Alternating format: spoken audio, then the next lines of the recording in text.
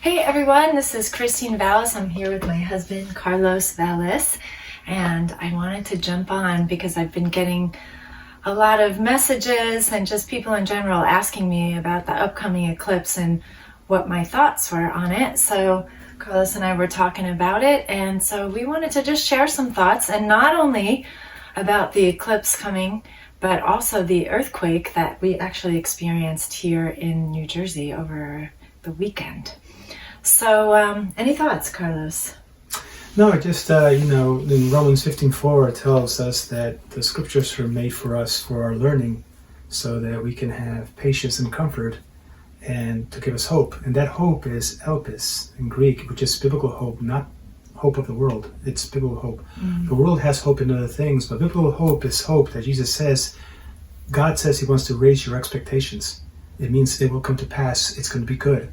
So any of these things that happen is noise. I thought it was quite interesting how, CNN, Fox, everything, that morning, they'll give a lot of noise about different things, recession, what have you. When the earthquake happened, which, by the way, was really nothing, they went through all the states to find out where are their deaths, where are their they found nothing. So I thought it was interesting how 8 hours long they went through that, and I'm thinking, boy, if there was no earthquake, what would they be talking for 8 hours? So it tells you every other day it's just a bunch of noise. We have good hope because he tells us our hope is to look up, because raise our expectations. It's a good future. Amen. Amen. Yeah, and when we look at the eclipse, because I was looking into that, and I was saying, didn't we just have a total solar eclipse? And it happened in 2017. So I wanted to make this little chalkboard here of when these eclipses happened. So there was a total solar eclipse in 2017, and that was on the last day of the month of Av. Okay, in 2044 there's going to be another total solar eclipse, and that's going to be on the 30th day. It's the last day of the month of Av. And so if you notice these two, they're both on the last day of the month of Av. That's the last day of the physical calendar year before it turns over, right? Numerically. Now, this one coming up in 2024 is on the 29th day of second Adar. So this is the last day of the spiritual year.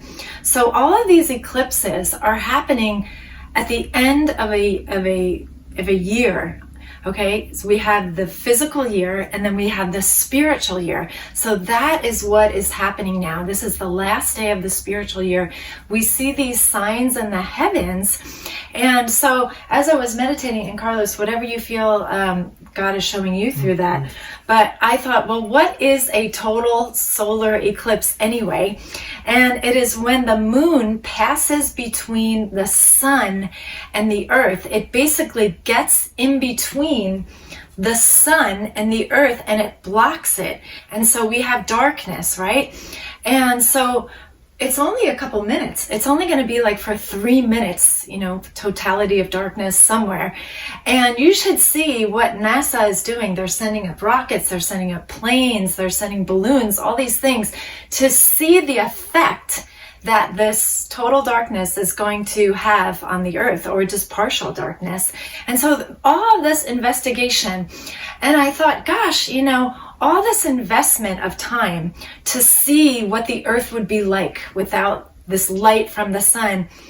If people would stop and think about their lives when we don't have the light of God in our life, right? What impact does that have? So I feel like the Lord is saying, this eclipse is kind of showing when there's a hindrance, when there's a block between the sun and the earth, that there's darkness. But because of Jesus, there is no more hindrance. We can have that relationship with God. We have access to the Father where there will be light in our life, right? He says, I am the light of the world. So we don't have to live in darkness. In fact, we're called the children of the day. So I was just thinking upon that and saying, gosh, look up, your redemption draweth nigh, right? It's a picture that there is no hindrances. There is no darkness when we have Jesus in our lives. Any thoughts on that, Carlos? Yeah, it's just like when the Jews were sent to Babylon, remember? And God said it would be there for 70 years. Well, we're not supposed to be isolated from the world, but we're insulated from it. Amen? So we're basically saying, you know, what did God say? Hide yourselves in Babylon? No, he said build houses, have businesses, flourish. As a matter of fact, after 70 years, the vast majority stayed back. It was a remnant and went back to Israel. So I get a lot of people coming back and say these solar eclipses, these earthquakes, they should not scare you. We have the Holy Spirit here. We're not going anywhere. You know, people are saying, well, I'm afraid of getting my chip in my hand. I'm afraid of getting my eyes in TSA checked or what have you. Go for it. The devil cannot do a thing to you because the Holy Spirit's still here. It's when he's gone. That's when the day of the Lord comes. That's when there's going to be trouble. We will not be here. So with these things in mind, remember, the Romans 15:4 is your plumb verse there. It's the exaltation of hope. And that hope with God is always going to come to pass for your good. Amen. Amen. And with all these things happening, you know, the earthquake here up in New York area, and now the eclipse, you know, these things are to draw us to him if we have eyes to see, because Jesus says he is coming back, right? In Matthew 24, it talks about the birth pains. Well, these are the birth pains, right?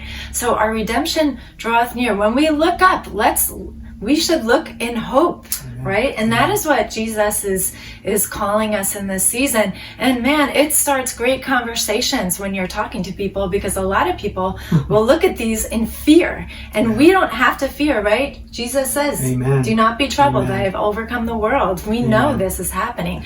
So as the world gets darker, guys, we are the light. We're a witness. Amen. Amen. So we become what we behold. So let's behold the Son, and we will be like him, right? Amen. We just had a friend of ours saying, wow, she came to us not knowing the Lord, knowing a little bit, but not understanding. She said, are we all going to die? You know, expect people to come to you like this, you know. But offer the hope that Jesus gave us. You see these earthquakes and pangs. We've had more earthquakes in the last 4 decades than any time throughout history. It's coming. Jesus in Matthew 24 said, let me tell you about the parable of the fig tree. When he talks about a fig tree, he's always talking about Israel, guys. And we've seen it. He said, this generation shall not pass. Well, that was 1948. And guess what? They're blossomed and tender. So now we're seeing earthquake after earthquake. It was like between 10 years, now it's 8, now it's 2. We guys had that one 2 years ago. So it's coming. So look up. That's your blessed expectation. And so expect also people to come to you and make sure you're a light. Amen. And the last thing I want to say was that when this earthquake happened, and it was definitely, you could feel it, right? Yeah. I was sitting down and I thought, whoa, you know, they were drilling in our neighborhood, and I thought, well, they're just drilling. But this was like a big, huge drill. I was like, what's going on, you know?